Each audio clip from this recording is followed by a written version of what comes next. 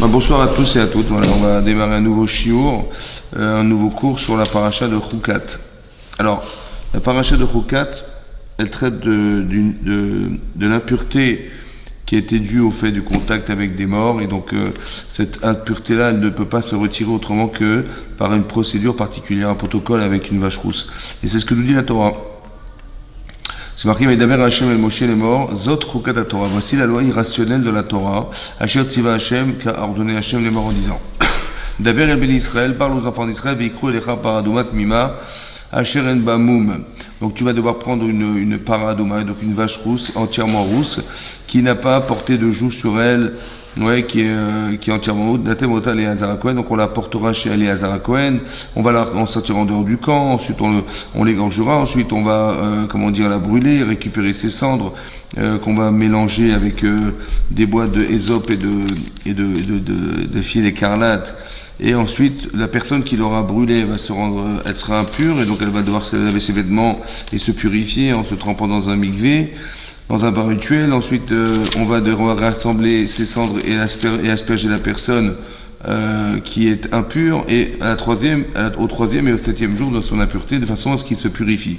Et la personne, évidemment, qui l'asperge, elle devient pure jusqu'au soir, et la personne qui est rendue pure devient pure au bout du septième jour. Et ça s'appelle un chok, c'est irrationnel. Ouais, c'est ce que dit Shlomo Amener. Il a dit, j'ai essayé d'étudier toute la Torah, j'ai compris toutes les mitzvot, et j'ai donné une raison logique à chaque mitzvah, à chaque ordre positif. Mais cette mitzvah me dépasse. Comment quelqu'un qui est pur et qui va rendre pur l'impur, il va devoir devenir impur alors que celui qui était impur devient pur. Et cette incohérence, il a dit, la Torah est loin de moi, et donc il a pensé que, il n'a pas dit cette mitzvah m'échappe, il a dit cette mitzvah, la Torah qui compose toutes les mitzvot dont la paradouma est loin de moi. C'est-à-dire qu'il y a une partie irrationnelle dans la Torah qui s'appelle le chok, la loi irrationnelle. La Torah est composée de lois rationnelles, ouais, qui sont logiques, socialement logiques, leur laisser à l'autre, etc., ou à soi-même, psychologiquement acceptables. Et là, il y a des mitzvot qui nous dépassent. Et le symbole de l'irrationalité des mitzvot, c'est cette vache rousse. Ouais. Et c'est ce que Rachid explique, Zot Rukat Torah, parce qu'en fait, c'est marqué Zot Rukat Torah.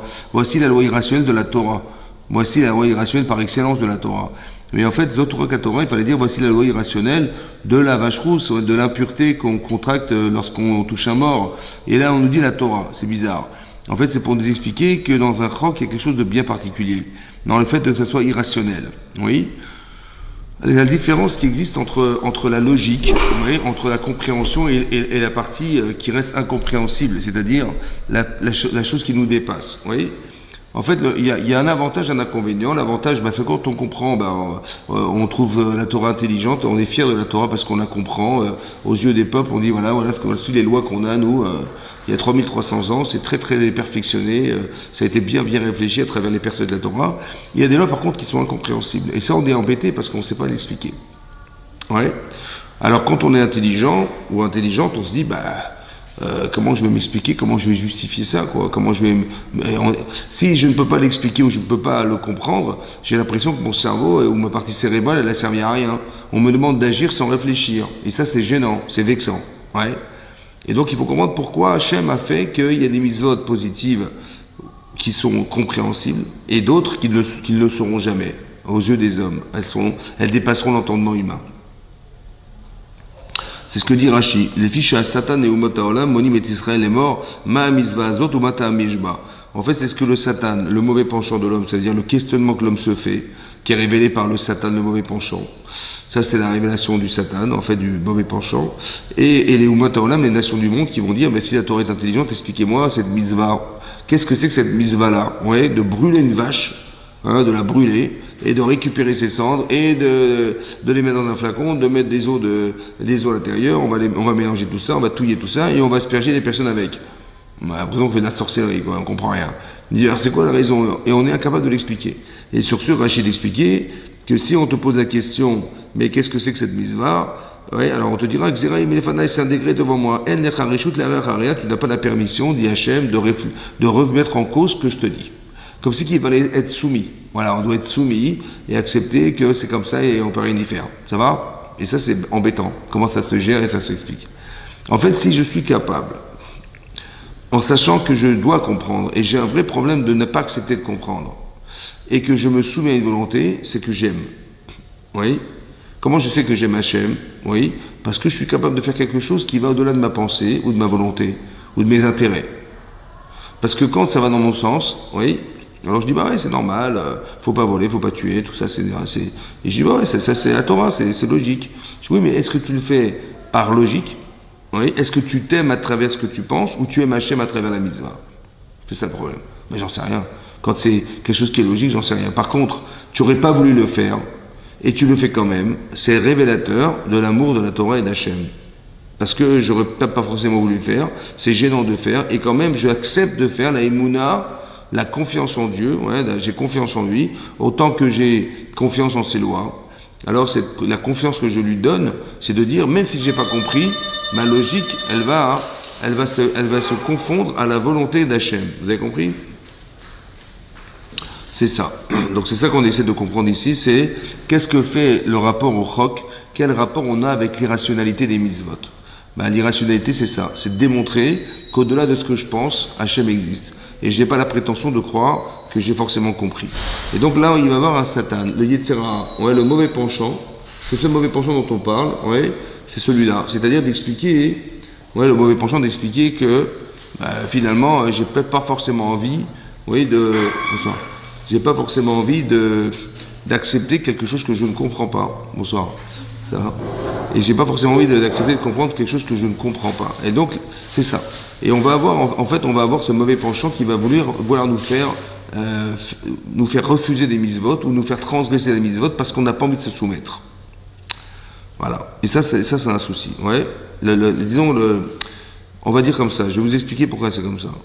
Parce qu'il y a une Gemara dans Sanhedrin qui dit que Antoninos, qui était Antonin, il a demandé un jour à Rabbi Yehuda Hanassi, à partir de quand la Neshama, elle rentre dans l'être humain? Ouais, c'est une bonne question.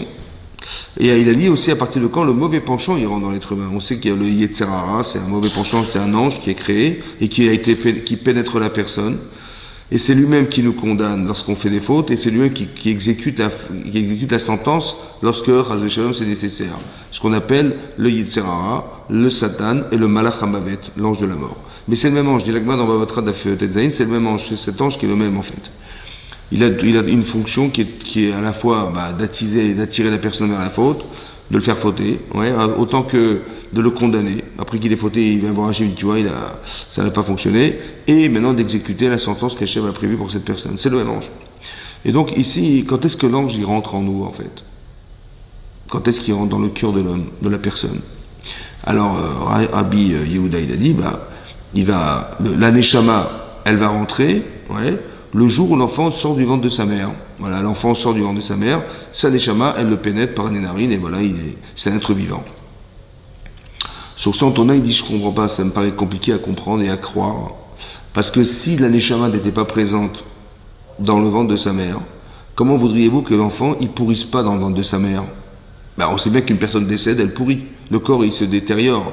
Or ici, on voit que l'enfant, il grandit, il prend une forme pendant les 9 mois de sa grossesse. Oui. Or, si tu penses que la Neshama n'était pas présente à ce moment-là, il aurait dû disparaître depuis bien longtemps déjà. Ouais, on va dire que la chair, elle résiste un certain temps, mais pas plus que quelques jours. Or ici, il a duré 9 mois.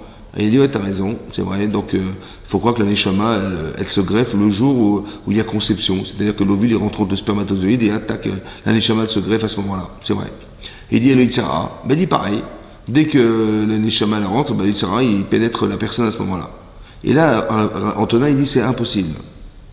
Parce que si le Yetzirah était présent à ce moment-là, l'enfant, il donnerait des coups de pied dans le ventre de sa mère pour sortir. Comme ça dit la Gemara. Boet bemeimo. Boet en hébreu, ça veut dire donner des coups de pied. Oui? Ça veut dire quoi donner des coups de pied dans le ventre de sa mère?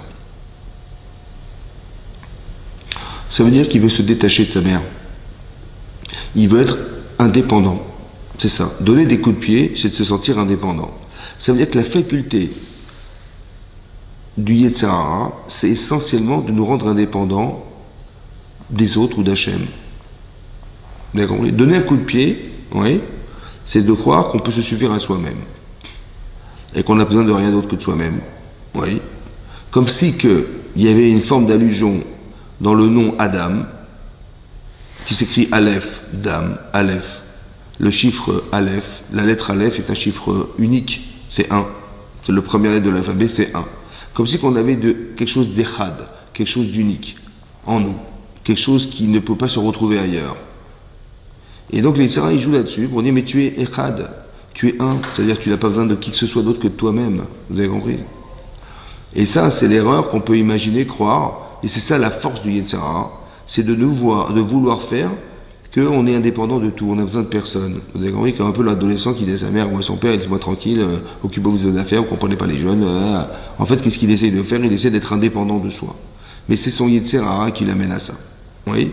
Maintenant, on ne peut pas lui dire, parce que c'est l'embêter, le gêner ou le mettre en difficulté, mais nous, on sait que c'est comme ça. Que son désir d'indépendance, à un moment donné, il va mûrir, et il va être sevré d'avoir reçu, et à un moment donné, il dit, laissez-moi tranquille, je sais marcher, je sais bouger, je sais réfléchir, je sais tout faire, laissez-moi tranquille. En fait, c'est l'animation du Yetzer. Pourquoi je vous dis ça? Parce qu'un enfant avant cet âge-là, avant 13 ans, vous avez vu, il est très docile, très gentil, très serviable, pas de problème. Il n'a pas, en fait, de Yetzeratov. Il aura son beau penchant, il l'aura quand? À la jour de sa bar mitzvah. Et vous allez voir qu'un an après, 1 an et demi, 2 ans après, tout à coup, monsieur se rebelle. Pourquoi? Parce que son Yetzirara, il voit que son Yetzeratov, il commence à prendre forme. Et ça l'intéresse pas. Et donc, il va créer chez lui le désir de dire, mais ne te laisse pas faire, et comment ta mère, elle te parle, et on te refuse tout, et vous avez compris ce qui se passe? Mais c'est Yetzirara, ça. C'est Yetzirara. Ça veut dire qu'il y a quelque part un désir de rébellion, qui soi-disant est formulé dans le fait de laisse-moi tranquille, mais c'est ce qui est marqué dans la Gemara. Bo'ed bemeimo, il donne un coup de pied dans le ventre de sa mère. Ça veut dire, le Yetzirara a la vocation de nous faire croire que l'indépendance, elle doit se réfléchir comme lui il pense et pas comme on devrait y réfléchir. Parce que l'indépendance, en fait, oui, c'est pas comme ça que ça se traduit. C'est pas de dire je fais ce que je veux et je vais où je veux. Non, tu fais pas ce que tu veux. Ouais. Ta liberté, elle s'arrête là où elle commence celle des autres. C'est pas comme ça qu'on vit. Ouais. Alors c'est quoi l'indépendance? L'indépendance, c'est d'être dépendant. Et quand tu auras été sevré de ta dépendance, tu seras indépendant. Mais tu ne peux pas être indépendant tout seul. Tu ne peux pas être une femme indépendante si tu n'es pas marié. Tu ne peux pas être une femme, avoir des enfants si tu n'en as pas. Tu ne peux pas faire une formation si tu n'as pas été à l'école. Tu peux pas. Donc tu seras, tu dis, moi je me débrouille. Ok, débrouille-toi, mais au mieux tu vas devenir indépendant avec un petit niveau. Ou bien tu vas devenir un délinquant. Ou bien tu vas vouloir, vous avez compris ce que je veux dire? C'est pas ça l'indépendance. L'indépendance, c'est de dépendre. Tu dépends de tes parents, tu seras un jour parent, mais tu dépends de tes parents, tu seras un jour, comment on veut dire, tu auras un statut professionnel, mais tu dois être dépendant de tes professeurs, tu dois un jour connaître la Torah, tu dois dépendre de ton rave, tu vas un jour, mais c'est comme ça, tu dépends. Toute ta vie, tu vas dépendre. Mais un jour, tu vas voler par tes propres ailes. Mais tu ne peux pas passer à l'étape supérieure d'indépendance sans passer par une forme de dépendance. C'est impossible. Vous avez compris? C'est ça le problème. Et c'est ça, en fait, que l'enfant ne comprend pas. C'est pour ça qu'il ne faut jamais s'opposer à lui. Il faut simplement lui expliquer qu'on est là pour t'accompagner. Tu ne peux pas lui dire non, mais tu dis des bêtises, tu ne pourras jamais te passer de moi, et on va attiser son Yetzirah. Il faut répondre au Yetzirah. Il faut répondre au Yetzirah de la personne. Il ne faut pas aller contre la personne, contre le Yetzirah de la personne. C'est pour ça que je vous explique que le désir d'enfant ou le désir de qui que ce soit, c'est de se rebeller contre cette imposition qu'on nous met sur la tête, de nous dire tu dois faire. Vous voyez, ça c'est quelque chose qu'on n'accepte pas. On ne veut pas qu'on nous oblige à faire.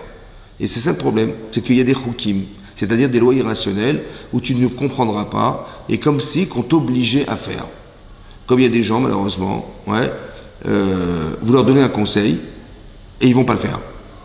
Pourquoi? Parce que s'ils le font, ils vont avoir l'impression que c'est vous qui les avez obligés. Alors que j'ai obligé personne. J'ai une proposition, il dit, ah mais si je fais ce que tu m'as dit, comme si que tu m'avais obligé, je me sens obligé d'avoir fait ce que tu m'as dit. Mais non, je n'étais pas obligé à faire ce que je te dis. Vous avez compris comment il sera, c'est stupide. Vous voyez, les gens, ils feront pas parce que, non, je fais pas. Et pourquoi tu m'as fait? Parce que tu m'as dit. Bien alors? Parce que, j'ai l'impression que quand je fais ce que tu m'as dit, c'est que c'était pas moi, c'était toi. Mais ça n'a jamais été moi, c'est un conseil.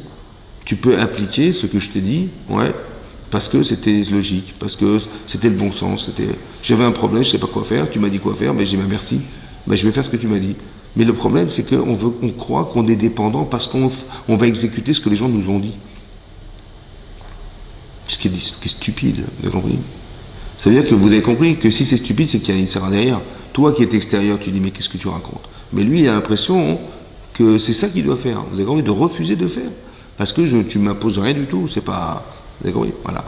C'est ça. Ici, on apprend une chose importante, c'est comment on va gérer des chukim, des lois irrationnelles. Oui? Ça veut dire que le fait d'accepter de faire au-delà de ce que je comprends, c'est d'accepter Hachem dans l'infini qu'il représente, et pas dans la limite que je lui donne. Ça veut dire, si vous faites des mitzvot parce que vous les comprenez, moi je pense que c'est la chose la plus compliquée à faire. Parce que je ne sais même pas si quand je fais une mitzvah que je comprends, par exemple on me dit il faut faire l'hospitalité. Bah, si vous voyez quelqu'un dans la rue, ou quelqu'un qui est à la gare, il ne sait pas où dormir, la moindre des choses c'est de l'inviter chez soi. Ouais. D'un côté c'est une mitzvah. C'est une mitzvah. Et d'un côté, mais ça me paraît tellement évident de le faire. Maintenant je ne sais pas si je fais une mitzvah. Peut-être que je fais ce que je pense. Mais c'est pas ça la mitzvah. La mitzvah, c'est ce qu'Hachem t'ordonne de faire. Ça veut dire que, est-ce que tu le fais parce que tu te rends service, parce que tu te fais plaisir, ou bien parce que c'est la mitzvah? Donc dans le rationnel, je sais même pas si je le fais pour moi ou pour Hachem. Dans l'irrationnel, je suis sûr que je le fais pour Hachem. Parce que j'ai aucune raison de le faire. Et de mettre mes tefilines, j'ai aucune raison de le faire. De porter des vêtements de lin et de laine et d'éviter de les mettre, c'est une loi irrationnelle. Mais j'ai aucune raison de préparer. J'ai ma veste en laine, il faut que j'aille vérifier s'il n'y a pas des fils de lin dedans. Ouais, des boutonnières, des couturières, des coutures des épaulettes, il faut vérifier. Le col, il faut vérifier. Puis bon, ben c'est un roc, c'est irrationnel. C'est comme ça. Ouais, le lin, la laine. De ne pas mélanger le lait et la viande, c'est irrationnel. La viande, on peut consommer. Le lait, tu peux consommer, mais tu ne peux pas mélanger les deux. Ah, pourquoi? C'est comme ça. C'est irrationnel. On ne peut pas cuire ensemble. Irrationnel. Vous avez compris? Voilà. Pareil, la vache rousse, irrationnelle. Comment tu te débarrasses d'une impureté du contact des morts? La seule manière de t'en débarrasser, c'est de brûler une vache rousse. Comment? Irrationnel. Vous avez compris? Comme si on voulait nous dire, il faut que tu t'habitues à penser qu'Hachem existe au-delà de ta compréhension. Je vous explique. Il y a des fois, des choses qui nous arrivent, on ne comprend pas. Et on trouve pire que ça, on pense que c'est même pas logique. Et donc on pourrait, chasvé shalom, renier Hachem. En disant, c'est pas normal ce qui m'arrive, voilà ce qui m'arrive, j'en souffre, etc. Et je dis, mais si c'est ça la vie, ou si c'est ça Dieu, c'est pas logique, donc je refoule et je rejette Dieu. Voilà, c'est ce que je pense. Je dis, mais franchement, est-ce que tu penses que tu comprends Hachem? Ouais. Est-ce que t'es pas un peu comme l'enfant qui sait pas ce que ses parents lui ont dit? Tes parents, ils t'ont dit, on va aller chez le médecin, on va faire un vaccin. Ouais. Tu dis, c'est quoi un vaccin, papa? Ben, on va prendre une piqûre, on va te la planter dans le bras. Ah, dans le bras. Et on va aller voir un monsieur, il s'appelle un docteur, il va te mettre une piqûre dans le bras. Mais c'est que c'est fou là. Papa il est malade de m'envoyer là-bas, et l'autre il est un bourreau, il va me planter une épine dans le bras. Vous voyez? Je dis mais non, c'était juste pour qu'on puisse te faire un vaccin, c'est tout, c'était pas. Bon, j'ai pas forcément compris, mais j'accepte que dans ma vie je comprends pas forcément tout, et c'est pas parce que je comprends pas que c'est faux. Vous avez compris?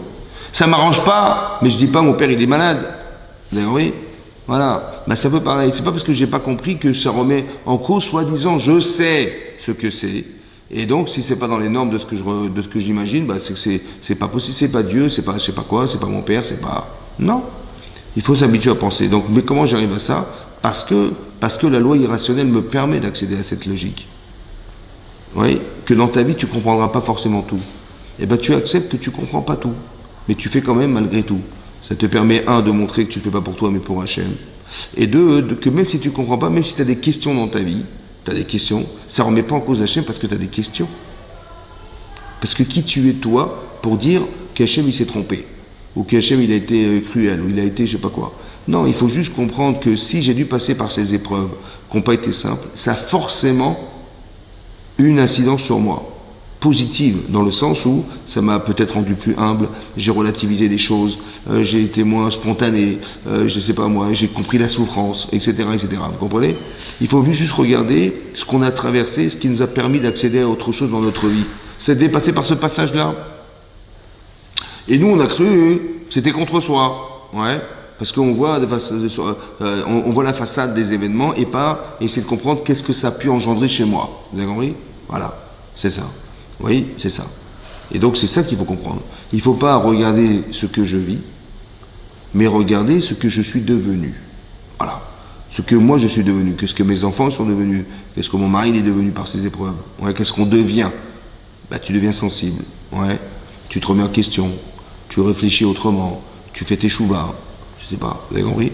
Comme des gens, ils sont malades, ouais, bah, ils se voient pas bien et tout ça, bah, tout à coup ils ont un élan vers Hachem. Bah, Hachem il leur téléphone tous les matins et personne ne répond.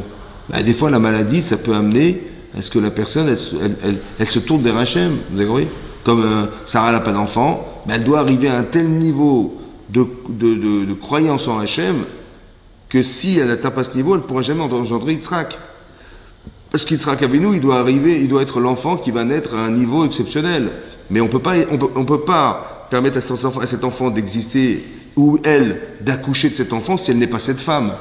Donc Hachem, eh ben, il la prive d'enfant juste pour qu'elle prie toute sa vie pour arriver à un niveau tel de Emouna, de confiance en Hachem, qui lui permettra, ouais, d'atteindre ce niveau-là. C'est un peu ce que Rachel a dit à son mari. Elle dit, mais si j'ai pas d'enfant, je suis morte.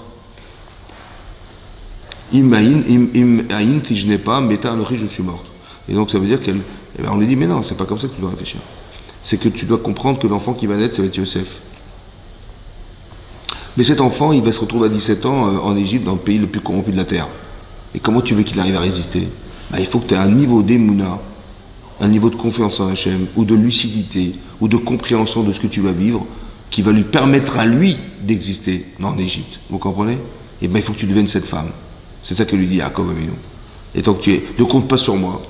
Ouais, parce que si tu comptes sur moi, tu dis, j'ai un mari super, ben, il est tzaddik et tout, il va prier pour moi, ça va marcher. Non, parce que si c'était vrai que je devais prier pour toi, alors j'aurais pas dû avoir d'enfant. Et là, j'aurais compris qu'on est dans la même problématique, dans la même souffrance, et donc je vais m'associer à ta souffrance, mais je peux pas. Je ne peux pas être je ne peux pas prier Hachem autant que quelqu'un qui n'a pas d'enfant, parce que j'en ai.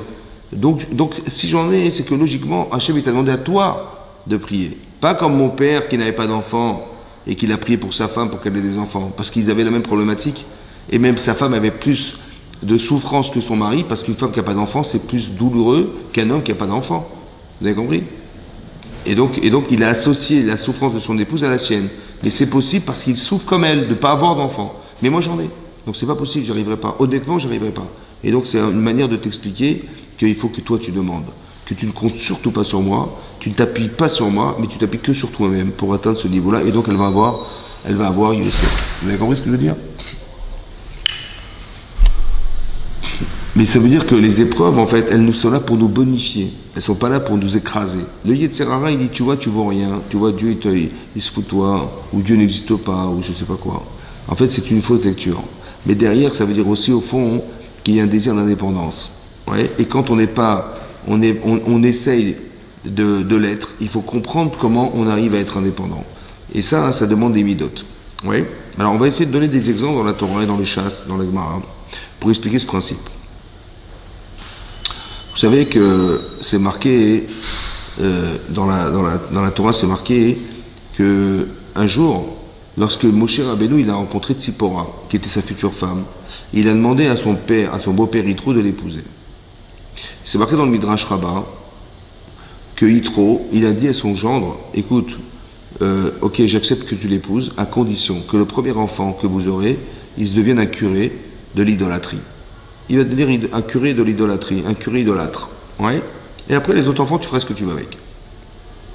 Et là-bas, le Rav de Mir, qui était la yeshiva de Mir, il a demandé, il a dit, mais c'est bizarre, parce que le Balatorim, qui est un commentaire d'Abba du Chumash, il explique que Yitro, il avait déjà fait Teshuvah.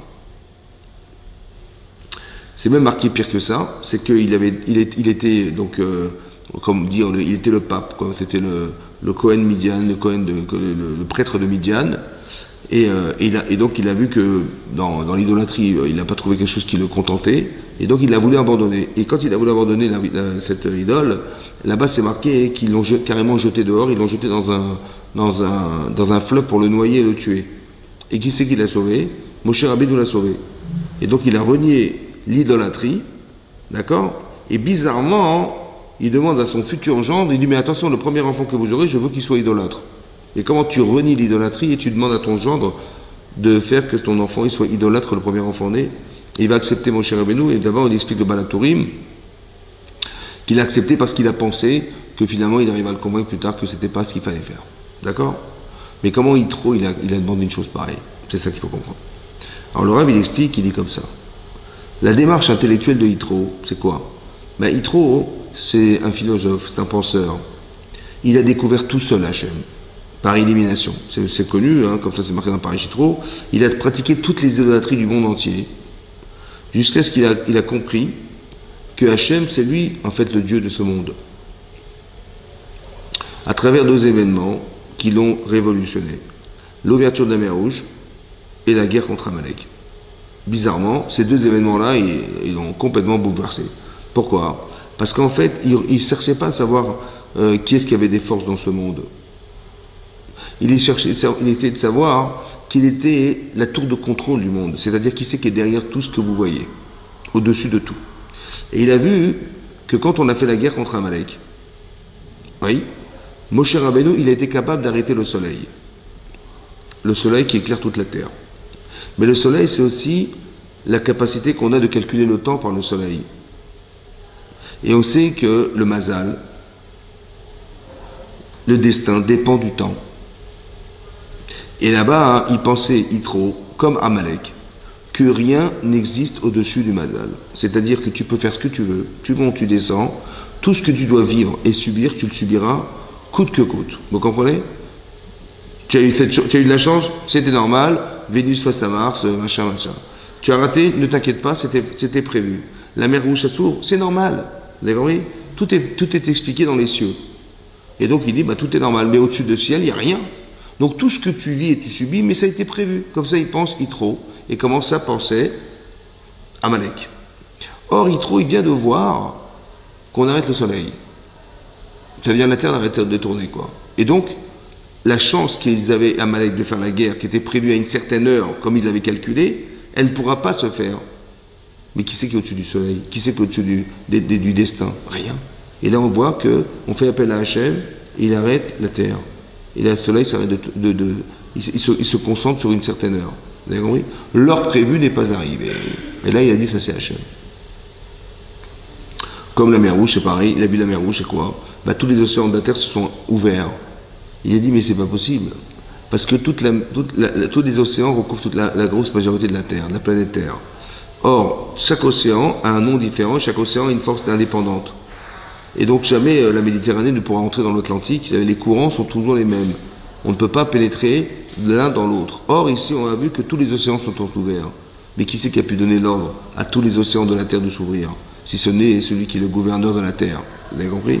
C'est là qu'il a compris que Hachem était Hachem. Et il a demandé à son fils que son premier enfant soit Oved Avodazara. Pourquoi?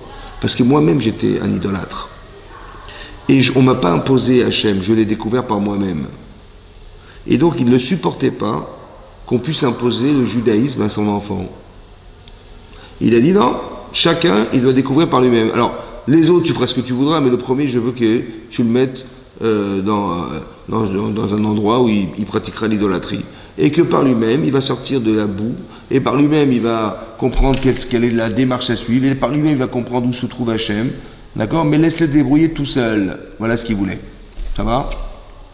Maintenant, pourquoi il a pensé comme ça? Parce que Yitro, il pensait inconsciemment qu'on ne peut pas supporter la loi. Il faut que tu arrives à la découvrir par amour et pas qu'on te l'impose. Vous avez compris ce que je veux dire? C'est comme ça que je vous disais, n'enseignez pas la Torah. Une fois, quelqu'un m'a dit, voilà, mes enfants, voilà, je leur dis qu'ils sont juifs, mais bon, j'ai des dans des écoles laïques, il n'y a pas de judaïsme, rien du tout. Et puis, ils choisiront. Ah, voilà ce qu'il m'a dit, le type. Ils choisiront. Je dis, comment tu veux qu'ils choisissent, le type? Il n'a ni mes filles, ni il fait Shabbat, ni verra. Je veux dire quoi? Vous avez compris? Il faut d'abord nourrir ton judaïsme.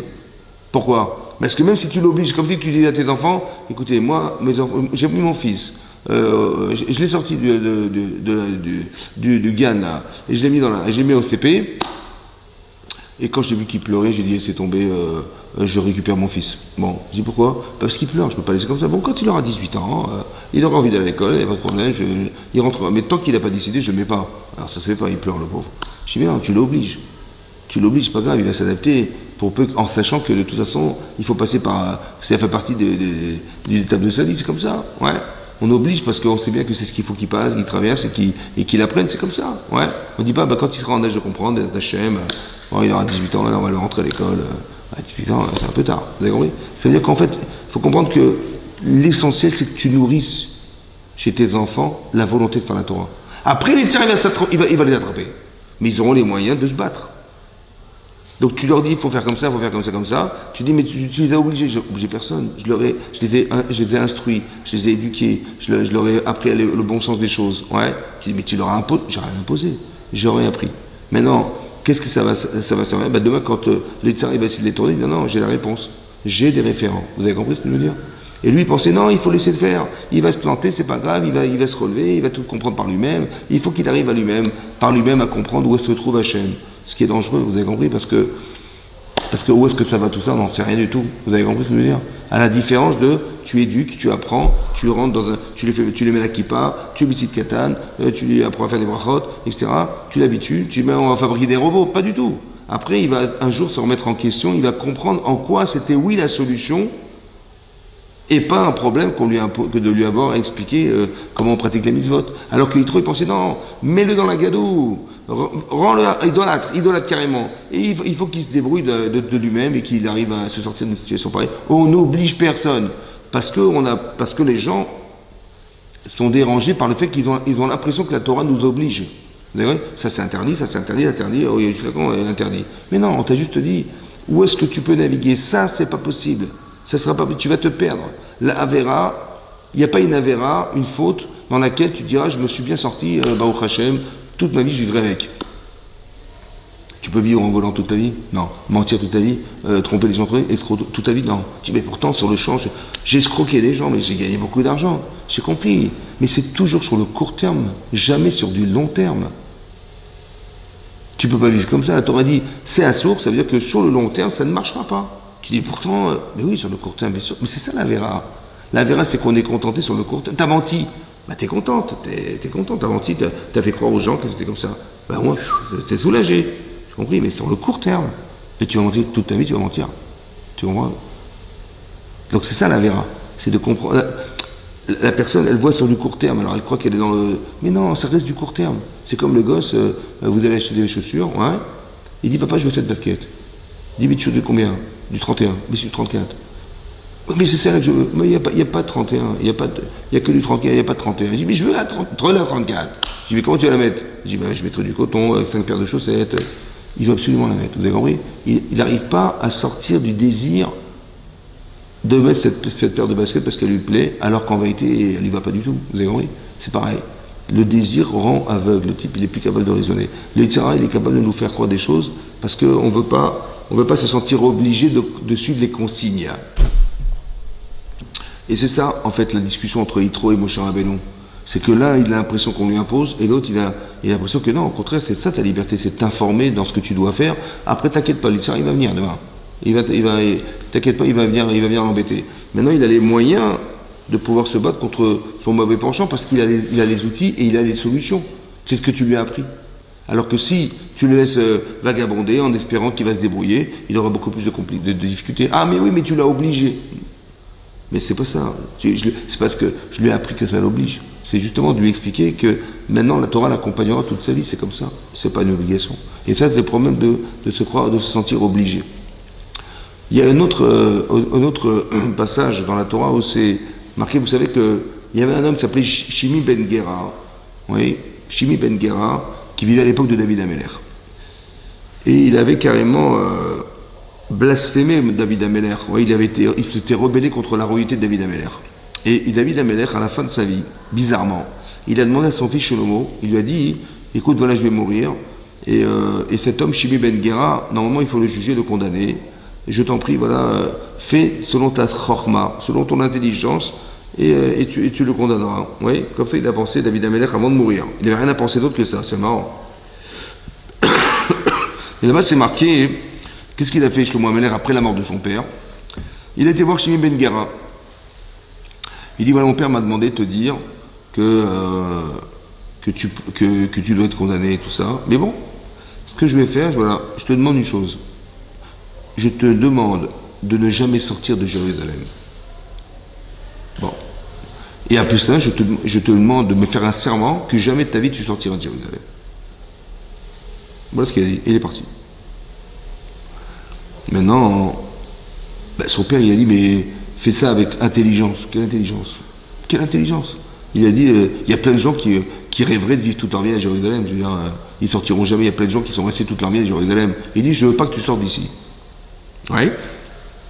Je dis, bah ouais, d'accord, je ne sortirai pas. Et je te demande de jurer. En plus, il l'a cadenassé carrément. Mais je dis, bah ouais, a fortiori que je ne vais pas transgresser mon serment, et donc je vais rester à Jérusalem. Elle est où la chorma? Elle est où l'intelligence de Shlomo HaMelech? Et bizarrement, 3 ans plus tard, Shimi Ben Gera, il avait 2 esclaves qui se sont sauvés et qui sont sortis de la ville. Et il a pris son âne, il a pour chasser. Et là, tout de suite, il est sorti de Jérusalem, et donc ils l'ont attrapé, et il dit, voilà, tu avais fait le serment de ne pas sortir, tu es sorti, donc tu es condamné. D'où Shlomo HaMelech, il savait qu'il allait sortir. Vous savez pourquoi? Parce que quelqu'un qui ne supporte pas le roi, ça veut dire qu'il insulte, ça veut dire qu'il ne supporte pas l'autorité. Vous avez compris? Alors je vais lui mettre dans l'imposition de ne jamais sortir. Je m'impose sur lui, puisque c'est son Yitzhara. Et je m'impose tellement que non seulement je lui interdis de rentrer, de sortir d'ici, mais en plus je lui demande de jurer de jamais sortir. Vous avez compris? C'est avec la chorma, c'est de comprendre que psychologiquement cet homme, en fait, il ne supporte pas l'autorité. Alors tu vas lui imposer, toi, une autorité, et il va se rendre compte qu'il va la transgresser, et c'est normalement comme ça qu'il aura compris qu'au fond, il a eu tort de ne pas supporter l'autorité. Vous comprenez ce que je veux dire? Mais pourquoi il est sorti? Parce qu'il ne supporte pas l'interdit. Il ne faut pas m'interdire à moi, vous comprenez? Le roi, il te dit quelque chose, ouais, il y a des gens qui vont faire des manifs parce qu'on leur a interdit quelque chose, on leur a interdit soi-disant des droits. En fait, ils n'ont pas forcément compris. Mais on ne peut pas m'imposer, qui que ce soit peut m'imposer quoi que ce soit. Vous comprenez ce que je veux dire? C'est ce tempérament de ne pas accepter la limite de la loi. C'est ça. Et bien, ni la limite de la loi, ni la limite de qui que ce soit. Il n'y a personne qui pourra me dire quoi faire. Alors, c'est pour ça que Shlomo HaMelech, qui était un grand psychologue, il a dit, eh ben voilà, moi je vais t'interdire. Je vais t'interdire de sortir et tu vas me jurer que tu ne sortiras pas et donc tu ne pourras jamais. Et donc je t'impose de ne jamais supporter, de ne jamais sortir d'ici. Et cette imposition, en vérité, il ne la supportera pas parce que Jérusalem, qui est une très belle ville, peut devenir une prison pour lui. Vous avez compris, comme si on l'avait mis en prison. Il ne peut pas bouger de là. Et c'est quelqu'un qui ne supporte pas de se sentir enfermé quelque part. C'est ça que je voulais vous expliquer. Et bien c'est ça qu'il a compris, en fait. Vous avez compris? C'est ça qu'il a compris.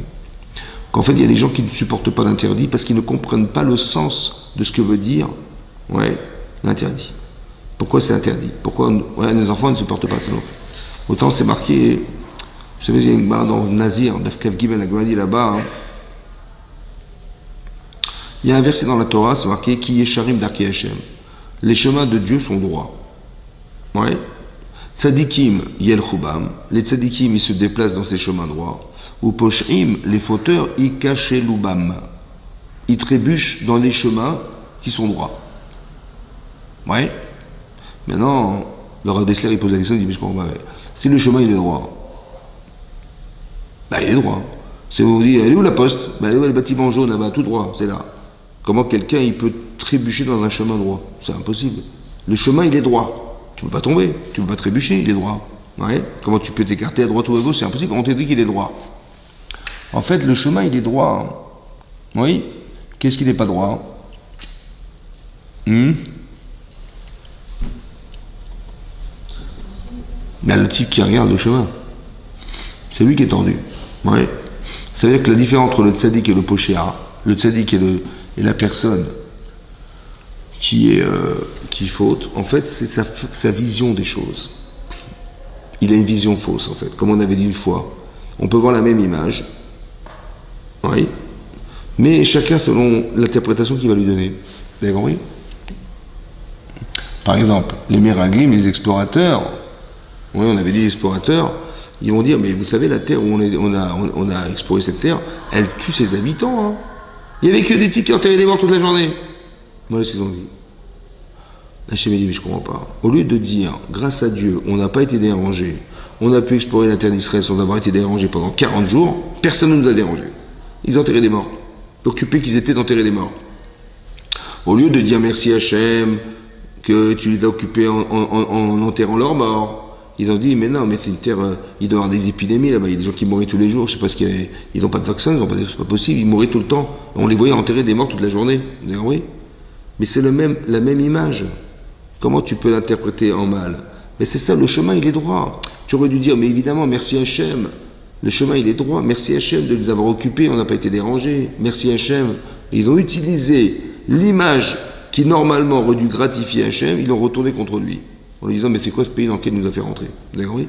Mais l'interprétation, elle dépend des, comment dire, des facteurs de vision des gens. Comment tu raisonnes? Comment tu veux ou tu désires? Qu'est-ce que tu désires au départ? Tu veux faire? Tu veux voir? Tu veux bien voir ou tu veux mal voir? Tu veux critiquer ou tu veux voir du broie du noir ou tu veux voir du... Bah, les gens qui broient du noir, ils voient que du mal. Mais tu vas voir. Mais le ciel est bleu. Oh, mais il y a un nuage. Ah, d'accord. Mais oui. Mais il y a un nuage. Bah, regarde, le nuage gris là-bas, c'est quoi ce temps et tout? Mais je crois, le ciel est bleu.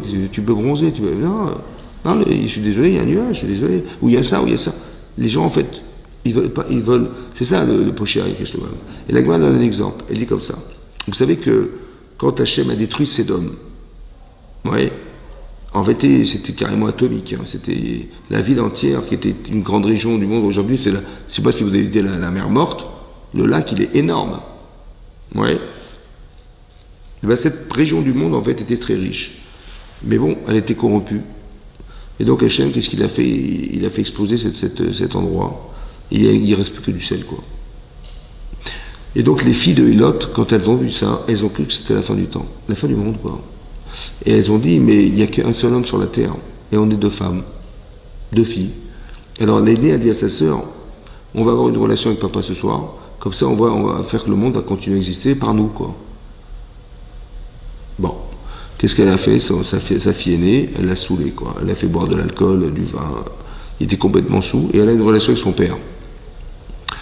Là-bas, c'est marqué que après qu'il se soit dessoulé, il a compris ce qui s'était passé. Et il a accepté de boire pour la 2e fois. Lorsque sa fille cadette, elle lui a proposé d'avoir de l'alcool, il a accepté. Ça va? Et ça qu'on dit, Sadikim et Choubam, Poshim et Kachouam. Là-bas, le Roche, il explique là-bas, hein, que, en fait, si elles ont été obligées de le saouler, c'est que c'était interdit, c'est de l'inceste. Et donc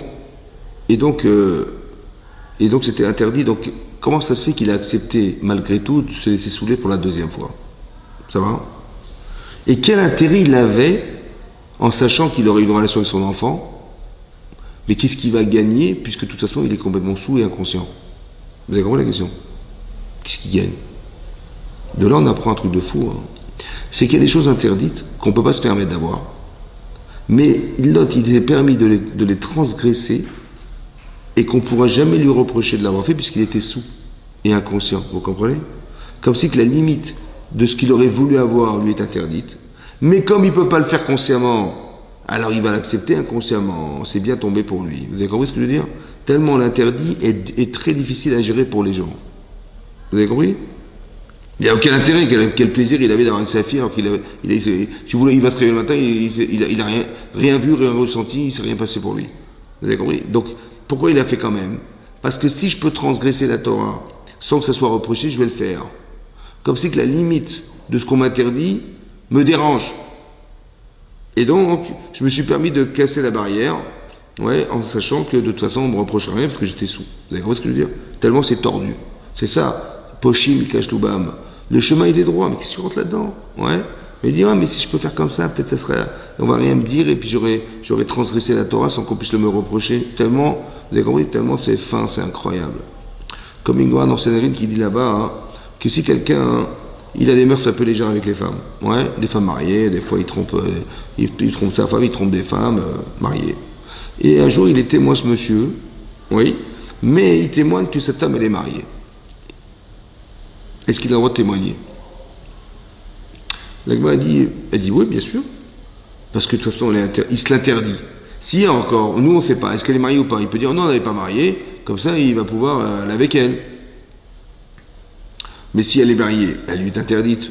Donc quel intérêt il a dû dire qu'elle est mariée? Alors il peut dire, oui, on le croit. La Gemara dit c'est Pshita, qu'il est Néman, qu'on le croit.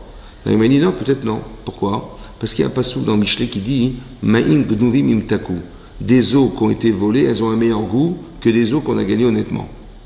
Peut-être que lui, ce qu'il va faire, il va vouloir dire qu'elle est mariée, alors qu'elle ne l'est pas. Il va faire un faux témoignage, comme ça après il va transgresser la Torah en allant avec une femme mariée. Voilà ce qu'on aurait pu. Non, mais Kamash Malan, qu'on pense que non, que bon, on va pas jusque-là. Mais c'est ce qu'on aurait pu croire. Oui. Il va faire exprès de faire un faux témoignage pour qu'elle soit femme mariée, comme ça après il va transgresser. Voilà, Torah. Et ça, les eaux qui ont été volées, elles sont meilleures que les eaux qui ont été gagnées honnêtement. Voilà ce qu'il a pensé. Maintenant, là-bas, il pose une question. Il dit, mais je comprends pas, mais si c'est un faux témoignage, donc il sait bien que c'est faux. Donc elle n'est pas mariée, cette femme. Oui. Alors comment ça se fait que tout à coup ça devient délicieux, délectable, parce qu'il a menti? Parce qu'il va. Mais de toute façon, il sait bien lui-même que c'est faux. Donc quel plaisir il a de mentir en sachant qu'elle n'est pas mariée. Si encore elle était mariée, si c'était un vrai témoignage, il avait une Tseradal avec elle parce qu'elle est mariée, et... ouais, j'aurais compris. Mais là c'est faux, il sait bien que c'est faux lui, puisqu'il a fait un faux témoignage, donc elle n'est jamais mariée cette femme. Comment ça se fait quand même que la Gemara puisse dire, ah, on aurait pu croire que c'est meilleur? Oui. Vous savez pourquoi? Parce que dans sa tête, si les gens pensent qu'elle est mariée, alors il va transgresser la Torah au regard des autres. Vous avez compris ça? Puisque les gens vont le croire, donc aux yeux des autres, lui il sait bien qu'elle n'est pas mariée, mais si aux yeux des autres elle l'est, alors il va vouloir transgresser la Torah. Juste parce que les gens pensent qu'elle est mariée. Vous avez compris ce que je veux dire? Ma'im gduvim imtaku. Des eaux qui ont été volées, elles sont meilleures, elles ont un meilleur goût que des eaux qui n'ont pas été volées. Vous avez compris? Mais c'est jusque-là, c'est tordu jusque-là. Regardez les Yitzhara, comment ils s'arrangent pour ne pas accepter l'interdiction des choses. Vous avez compris?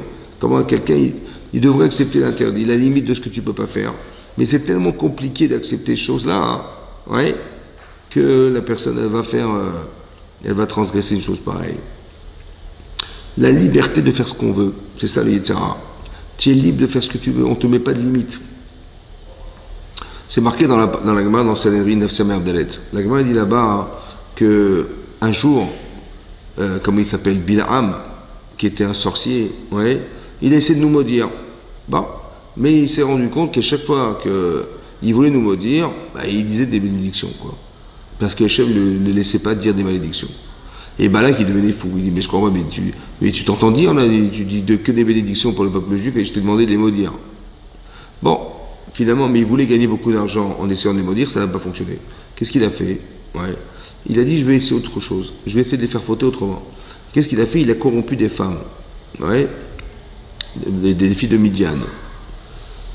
Et comment ça s'est passé? Alors, il était malin. Bilam était malin. Il savait que les Juifs, ils adoraient le lin, la fibre, le lin. Qu'est-ce qu'il a fait? Il a fait des stands. Ouais, des gens qui vendaient. Bon, il y a une petite vieille là-bas, elle vendait du lin. Une petite vieille. Donc ils se sont rapprochés, il dit voilà, on vend du lin. Et il y a une jeune femme derrière là-bas qui dit mais moi je le fais à 50%. Hein. Elle dit ah d'accord, super. Donc il a été voir cette jeune femme. Et qu'est-ce qu'elle a fait? Ben asseyez-vous, voilà, elle a servi du vin. À l'époque, le vin des nations, il n'était pas interdit, on pouvait le consommer, donc ils ont bu du vin. Ouais, si ça avait été interdit, ils n'auraient jamais bu du vin, mais là, comme c'était permis, ils ont bu du vin. Et ils ont bu du vin, ils se sont saoulés, après il leur a dit, écoutez, il faut renier votre Dieu, et après ils sont tombés dans le Baal Péor, ça s'appelle Baal Péor. Mais cette Avodazara de Baal Péor, c'était quoi cette Avodazara de Baal Péor? Il fallait faire ses besoins sur elle. Et l'Agma, il dit qu'il y a un type, il est venu, il a fait ses besoins, il s'est moqué de la Vodazara, de l'idolâtrie, il a essayé d'essuyer sur elle, dégueulasse. Et le type, il a dit, le curé là-bas, il a dit, mais j'ai jamais vu quelqu'un comme toi qui a aussi bien fait la Vodazara que toi. Genre, tu t'es lâché, super. J'ai jamais vu quelqu'un comme toi qui a réussi. Et là-bas, c'est marqué, ils étaient smoudim bebal peor. Ça veut dire, en hébreu, ça veut dire, ils étaient collés à cette Avodazara. Collés à Avodazara, mais de qui tu parles? On parle des gens qui ont reçu la Torah sur le mont Sinaï. Comment ils se sont attachés tellement à cette idole aussi dégueulasse, dégoûtante que ça? Oui. Alors lui, il explique comme ça. Il dit parce que c'est ça l'Yitzhara. Tu fais ce que tu veux. Il n'y a pas de limite. Tu comprends? Tu fais ce que tu veux.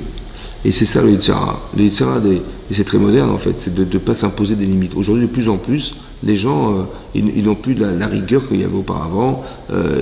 Depuis mai 68, tout est permis, il y a plein de choses permises, la débauche, les machins, trucs. Et ça va de pire en pire parce qu'on ne veut pas s'imposer de limites. On ne veut pas se dire, voilà, jusqu'où va les limites. Nous, on sait bien qu'il faut s'imposer des limites. Pourquoi? Parce qu'on, pour deux raisons. Un, parce qu'on ne veut pas fauter.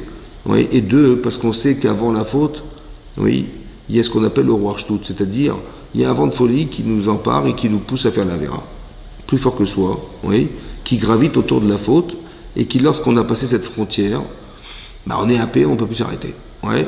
Donc, et là, on peut pas se dire, bah, c'est pas de ma faute. Bah oui, mais tu as dépassé la limite de ce fameux esprit qui gravite autour de la Vera, qui t'a fait pousser à faire qui t'a poussé à faire la Vera. Voilà, c'est comme ça. Voilà. Et on sait que c'est comme ça. À part ça, on sait aussi qu'une Avera n'est pas neutre. Une Avera n'est jamais neutre. C'est-à-dire quoi, elle n'est pas neutre? Ça veut dire qu'au départ, on est curieux de savoir. Ouais. Mais après, quand on a fait l'Avera, on est pénétré du désir. Et c'est pour ça qu'on a envie de retrouver la nostalgie de la faute. Parce que le désir, à un moment donné, bon, on a fait l'Avera, on dit, ah, mais qu'est-ce que j'ai fait, n'importe quoi, j'aurais jamais dû faire ça et tout. Bon. Et après quelques jours, quelques semaines, le type il dit, bon, bah, c'est quand même tentant. Et puis il recommence. Mais pourquoi il a envie de refaire? Parce que le désir, il a pénétré. Il a fait la vera. Il a fait la faute. Et ce désir étant maintenant à l'intérieur de lui, alors il va remonter en surface et il va vouloir en faire d'autres. C'est pour ça qu'on dit qu'une avera entraîne une avera. C'est pas mécanique. C'est le désir que j'ai eu un jour qui me donne envie d'en refaire d'autres. Vous avez compris? Et après, ça devient une spirale. Ça peut devenir une spirale infernale où la personne ne sort jamais parce que plus tu refais et plus tu donnes envie et plus tu ne vas jamais t'en sortir. Vous avez compris ce qu'il veut dire? Donc ça veut dire que faire tes chouvas, c'est pas simplement de regretter ses actes, c'est d'arriver à effacer le désir qui pousse la personne à recommencer.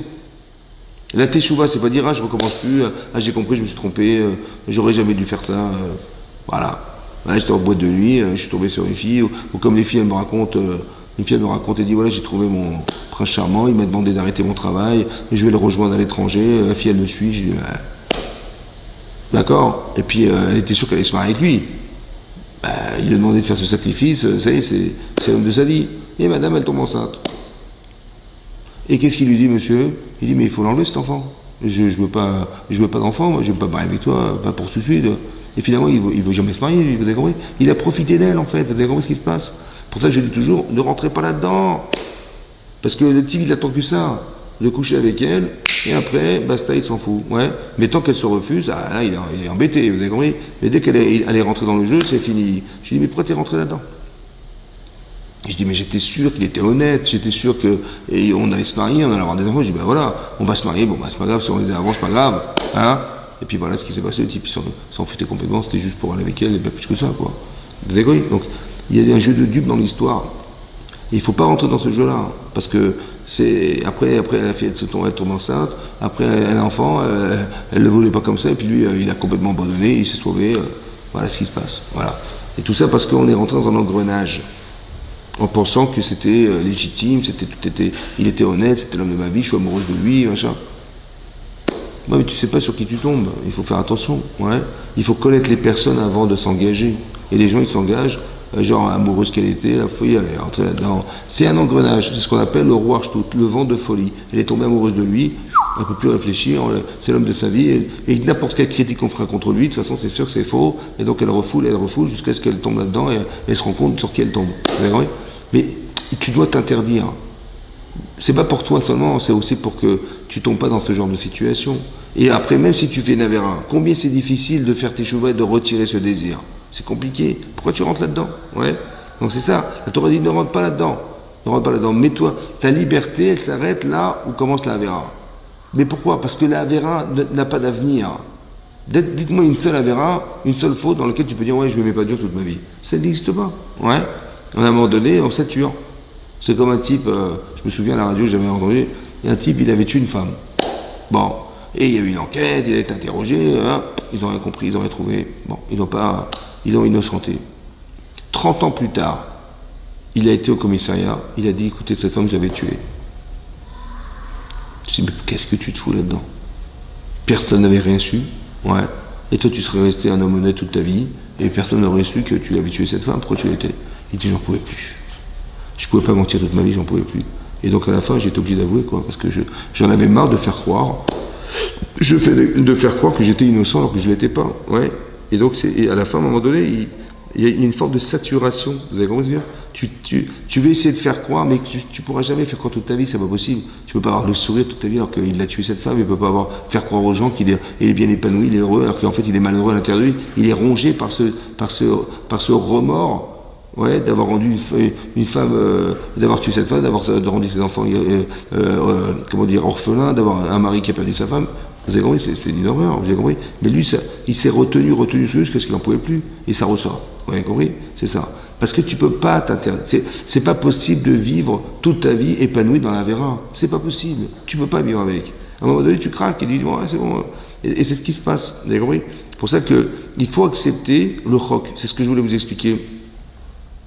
C'est-à-dire que dans l'irrationalité, tu vas comprendre que c'est là que tu sais que tu aimes Hachem. Parce que quand tu comprends, ouais, à la limite de ce que tu comprends, bah tu dis ouais, ça paraît logique, mais je ne suis pas encore certain que c'est mitzvah. C'est pour ça qu'ici la paradoma, c'est marqué comme Hachem avait ordonné qu'on fasse. Il faut que tu te sentes ordonné de faire, ouais, mais tu sais que tu adhères à la volonté d'Hachem. Pourquoi c'est comme ça? Parce que quand on était dans le ventre de sa mère, on nous apprend la Torah. Et on sait que le cheminement qu'on doit suivre, c'est celui de la Torah. C'est comme ça. Ouais, parce qu'on est juif, c'est comme ça. Maintenant, quand on sort du ventre de sa mère, on oublie cette Torah. Mais la vérité, c'est celle qu'on nous a enseignée. C'est elle la vérité. Et donc de savoir qu'on va toute sa vie essayer d'apprendre, essayer de coller aux vraies valeurs de la Torah, ouais, c'est de retrouver l'enfant qu'on a oublié d'être. La vérité, c'est quoi? Ben, la véritable personne, c'est qui? La vraie personne. Ben, je la connais pas. Mais sache que la vraie personne, c'est celle qui était embryonnaire. C'est elle, la vraie. Maintenant, toute ta vie, tu vas découvrir la vraie personne au fur et à mesure de ton existence. Qu'est-ce que fait Hachem? Il te fait passer des expériences de vie. Et tu verras que ce qui était à 5 ans n'est pas celle que tu es aujourd'hui. Et celle que tu seras demain ne sera pas non plus celle d'aujourd'hui. Parce que tu vas fleurir. Comme si quand Hachem, il nous fait passer des expériences qui font naître de nous la personne qu'on découvre. Vous avez compris? Si vous vous regardez à 10 ans, ben, je ne me reconnais pas forcément. Vous avez compris? Mais est-ce que tu aurais imaginé il y a 10 ans ce que tu es aujourd'hui? Non plus. Vous avez compris? Comme si que c'est comme une fleur, ouais, une graine qu'on plante, et puis la tige elle monte, et puis après on voit les pétales, après on voit le cœur de la fleur. Bah. C'est comme ça. Vous avez compris? On se découvre. Mais la vraie personne au fond c'est qui? Bah, c'est celle d'il y a 10 ans, celle d'il y a 5 ans, celle qui aura dans 3 ans. En vérité, il faut que tu puisses atteindre cette personne. Mais ça ne pourra pas se faire sans la Torah. C'est comme ça. Pour ça qu'on apprend la Torah dans sa mère, on essaie de la retrouver dans sa vie, de pratiquer la Torah qui nous concerne, oui, parce que c'est très large la Torah, mais on se sent quelque chose, donc autant dans l'obligation, on se sent dans le devoir de faire, autant dans se refuser de faire. Vous avez compris? Il y a des choses que je ne peux plus faire. Parce que je sais que quand je rentre là-dedans, par expérience, je sais que j'ai eu du mal à me sortir d'une situation pareille, combien ça a été compliqué, comme des gens qui fument, ou des gens qui, je sais pas quoi, ils ont du mal à se sortir de la cigarette, ça devient addictif. Mais ça, que je la verrai, c'est exactement pareil. Des gens qui ont toujours fait du lachonara, c'est très compliqué de s'en sortir. Des gens qui ont vu des films pornographiques, ils ont du mal à s'en sortir. D'ailleurs, c'est comme ça. Ben oui, c'est quand où ils ont une fausse image de la femme ou une fausse image de l'homme. Ben c'est très dur. Vous avez donc, pourquoi tu rentres là-dedans? Ouais. Je dis, ben oui, mais c'est ce que j'ai vu, adolescent. Mais tu rentres là, on t'a pas éduqué, il valait mieux t'interdire qu'aujourd'hui, tu fantasmes sur des trucs débiles. Vous avez compris? C'est pour ça qu'il vaut mieux s'en interdire, oui, en ayant la rigueur qui s'impose, parce que de toute façon, je sais derrière qu'il y a une manipulation etc., qui me pousse à agir dans ce sens, alors que je sais que c'est faux. La Torah me dit que c'est assourd, donc je sais, et j'ai confiance, ouais. Donc ne rentre pas là-dedans. Maintenant, c'est comme ton père, il te dit, il te donne des conseils. Bah, soit tu l'écoutes, soit tu l'écoutes pas. Mais il a l'expérience. Il est passé par ses épreuves, par ses étapes de ta vie, évidemment. Donc si tu es intelligent, tu diras, bah papa, il est passé par là. C'est comme si il te disait, ne prends pas cette rue, prends cette rue. Mais pourquoi? Parce que cette rue, elle t'amène nulle part et l'autre, elle t'amène quelque part. Bah, il a l'expérience. Oui, mais j'aurais préféré choisir moi-même. Ouais, donc j'écoute pas mon père, je lui dis, bon bah tu rentres dans le désert. Vas-y, rentre dans le désert, va t'amuser. C'est dommage, il avait l'expérience. Il t'a dit de ne pas aller là-bas. On n'y va pas. Hachem, il t'a dit ne va pas là-bas. C'est Hachem qui t'a créé, il t'a dit ne prends pas ce chemin. Alors tu l'écoutes. T'as la hirat shamaim, la crainte d'Hachem. Il te dit comporte-toi comme ça, habille-toi comme ça, fais comme ça. Tu dis, comme une femme elle vient me voir, elle me dit je comprends pas, on me présente que des types pas religieux. Je dis bah regardez comment vous habillez madame. Je dis mais je suis religieuse, j'ai compris, mais les gens ils vous connaissent pas. Ils vont vous proposer des gens qui correspondent à ce que vous ressemblez. Je veux dire, c'est pas. Il faut être logique. Je dis, ah d'accord, vous avez compris. Mais c'est-à-dire que les gens, ils ont l'impression qu'ils peuvent vivre n'importe comment, et après, et c'est nous qui devons imaginer qu'ils sont. Mais non, il faut que tu correspondes à ce que tu penses. Il faut pas être la femme que tu idéalises, il faut la femme concrètement que tu penses être. Ou tu dois être cet homme, concrètement tu t'habilles comme tu penses être. Tu es dans la Torah, habille-toi comme quelqu'un qui est dans la Torah, pas comme quelqu'un qui n'est pas. Tu dis, mais c'est pas grave l'habillement, c'est pas grave. Mais non, parce que les gens ils vont te voir ou ils vont te proposer en fonction de ce qu'ils voient de toi. Il dit pourquoi il s'habille comme ça, pourquoi il vit comme ça, pourquoi il parle comme ça. En fonction de ce que tu fais, de ce que tu dis, de ce que je vois, je pense que c'est comme ça que je te définis. Après, il dit, mais t'es pas obligé de penser comme ça, tu peux me voir autrement. Je dis, il faut que je fasse des efforts, j'ai pas. L'apparence, c'est le premier rapport au regard des autres, c'est l'apparence. C'est comme une fille, elle vient dans une, je sais pas moi, elle vient en embauche, elle est complètement mal coiffée, mal habillée, elle s'est pas maquillée, rien du tout. Elle dit, voilà, je postule pour ce poste. Bon. Le type, il dit, si déjà elle s'occupe d'elle comme elle s'occupe, comment elle va s'occuper de la société? Elle va s'occuper de la... Vous avez compris? Déjà qu'elle se fout d'elle-même, alors comment elle va s'occuper de nous? Vous avez compris? Donc ça donne pas envie. Quand tu vois ça, tu dis, j'ai pas envie d'embaucher. Les gens ne se rendent pas compte. Mais il dit, mais j'ai des compétences, j'ai un CV, j'ai compris, mais regarde comment tu te comportes. Un peu plus de rigueur, sois plus, mets-toi en forme pour qu'on puisse accepter de te voir autrement. Vous avez compris? Mets-toi autrement, habille-toi autrement. Vous avez compris ce que je veux dire? Et donc l'interdiction, c'est pas une prison. C'est comme on dit dans la paracha de Mishpatim, là-bas c'est marqué. Il y a une flopée d'interdictions, et à la fin on lui dit, tu aimeras ton prochain comme toi-même. Ouais. Je dis, dis-moi, aime ton prochain comme toi-même. Et si j'aime mon prochain comme moi-même, je ne vais ni l'escroquer, ni le voler, ni négliger les pauvres, ni tout ce que. Vous avez compris? Dis-moi ça. Pourquoi tu me dis tout ce qu'il ne faut pas faire? Dis-moi ce qu'il faut faire. Je dis, c'est pourquoi je dis ce qu'il ne faut pas faire? Parce que si tu ne fais pas ça, si tu voles, si tu mens, si tu escroques, si tu renies, si tu machin, c'est que tu n'aimes pas les gens. C'est ça que je voulais te dire. L'interdiction n'est que la limite de ce que tu ne peux pas être. Mais comment tu sais ce que tu dois être? Je sais parce que ça je peux pas l'être et ça non plus. Donc la limite de ce que je peux pas, c'est ce que je dois être. Vous avez compris? Et donc si je t'avais dit aime ton prochain comme toi, tu me dis mais c'est quoi aimer? Si tu escroques, c'est que tu l'aimes pas. Donc tu n'aimerais pas qu'on t'escroque. Alors c'est comme ça que tu vas aimer les gens. Tu vas l'aimer comme tu aurais aimé qu'on t'aime.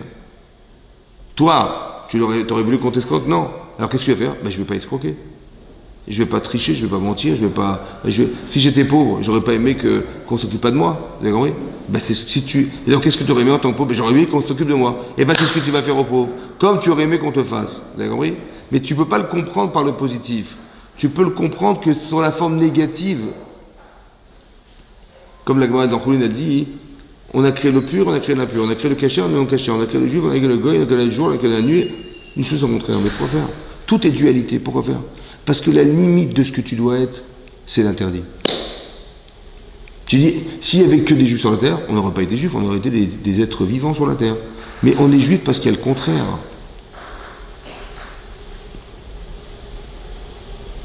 C'est parce qu'il y a du pas cachère qu'il doit y avoir du cachère. Vous avez compris ce que je veux dire? Voilà. Et il y a l'Avera, mais il y a forcément Yetzeratov, Yetzerara, mais c'est normal. Parce que comment tu veux définir Yetzeratov s'il n'y a pas Yetzerara? La limite de ce que tu peux faire, c'est ce que tu dois faire. Maintenant, il faut juste définir ce que tu ne peux pas faire. Et dans cette limite-là, tu sauras ce que tu dois faire. Mais c'est ça la chorma. C'est pour ça que la Torah dit, ne rentre pas là-dedans, ne fais pas ça. Parce que tu dois être un tzaddik, tu dois être une tzadikette. Donc il faut que tu saches les limites de ce que tu peux faire. Mais moi, je ne supporte pas la limite, moi. Je ne supporte pas qu'on m'impose, je ne supporte pas qu'on m'interdit, je ne supporte pas. C'est pour ça qu'il y a des chukim. On va te demander, à un moment dans ta vie, de faire des choses sans les comprendre. Pourquoi? Parce que tu vas comprendre que ce qu'on soi-disant t'impose, c'est Hachem qui t'impose. Mais là, tu ne peux pas dire que tu comprends. Tu ne vas rien comprendre. Mais quand bien même Hachem, il te le fait, il te propose cette chose-là par amour. Alors tu dis, j'accepte de le faire. Et c'est là que tu sais que tu l'aimes. Parce que si tu pensais que tu devais tout concentrer sur ce que tu penses toi, peut-être tu t'aimes. Je m'aime à travers ce que je fais, mais je ne sais pas forcément que j'aime Hachem. C'est pour ça que l'épreuve d'Avraham Avinu, la dernière épreuve de sa vie, c'était la Akedat Yitzhak. Parce que là, ça remettait toute sa vie en cause. Logiquement, est-ce que malgré tout, tu vas accepter? Est-ce que tu peux accepter qu'il y ait une autre logique que la tienne? C'est ça. C'est ça. Tu dis, mais c'est pas normal, c'est pas humain, c'est pas tout ce que tu veux. Je dis, t'as raison. Donc Dieu, il est inhumain, quoi. Non, c'est qu'il y a une autre logique derrière. Ah, t'as pas compris, alors tu refuses. Mais non, tu dis, mais Hachem, je suis pas censé tout comprendre. J'ai des questions, je dis pas parce que j'ai pas compris, je rejette la Torah, je rejette tout. Non, j'ai pas compris. Tu remets pas en cause Hachem, vous avez compris? J'ai pas compris mes parents. Bah, quoi, c'est pas tes parents aussi, c'est mes parents, mais j'ai pas compris leur comportement. Ben, ils t'expliqueront un jour. Ou quand tu seras en âge de comprendre, tu verras qu'ils avaient raison. Combien de fois mes enfants me disent, ah ouais, je me rappelle quand tu m'avais dit ça, bah oui, tu avais raison. Bah oui, parce qu'avec l'expérience vécue, évidemment, je sais où est-ce qu'il faut, qu'est-ce qu'il faut faire.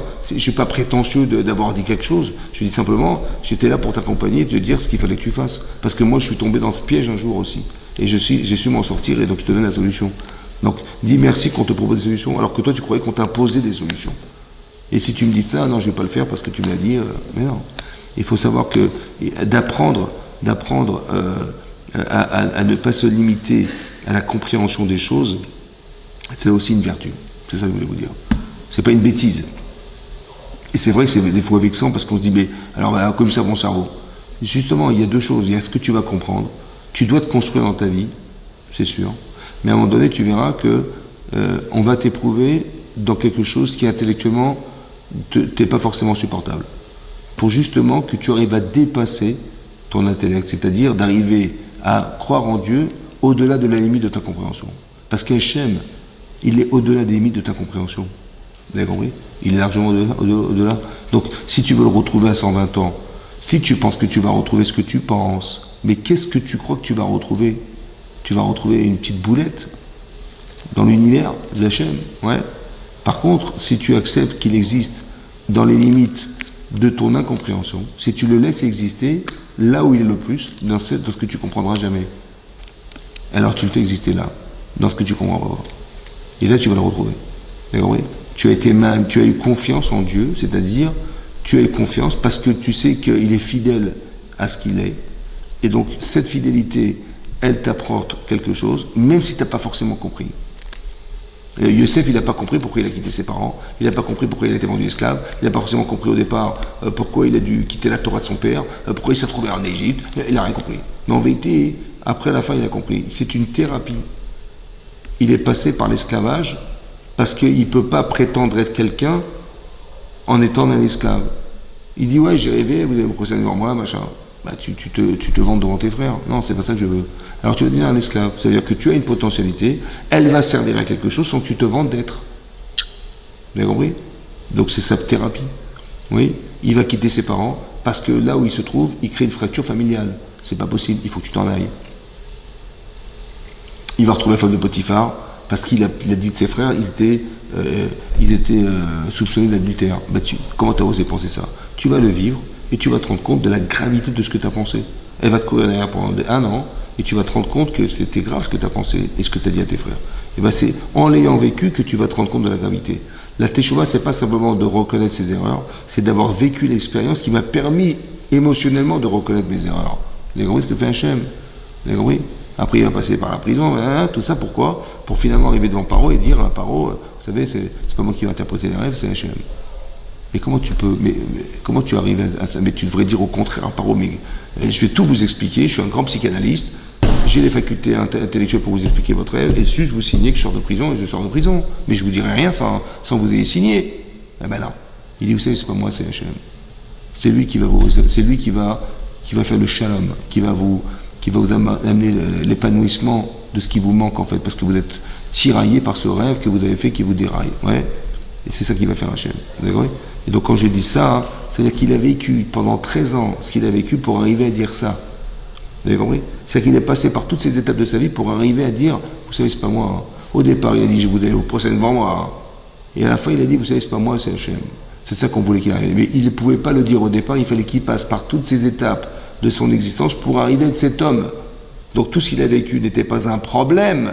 Tu dis, mais le pauvre, il a un problème, il a quitté ses parents, c'est un problème. Il a quitté la Torah de son père, c'est un problème. Il est vendu par ses propres frères, c'est un problème. Il s'est retrouvé en Égypte, c'est un problème. Tout est un problème. Non, c'est faux.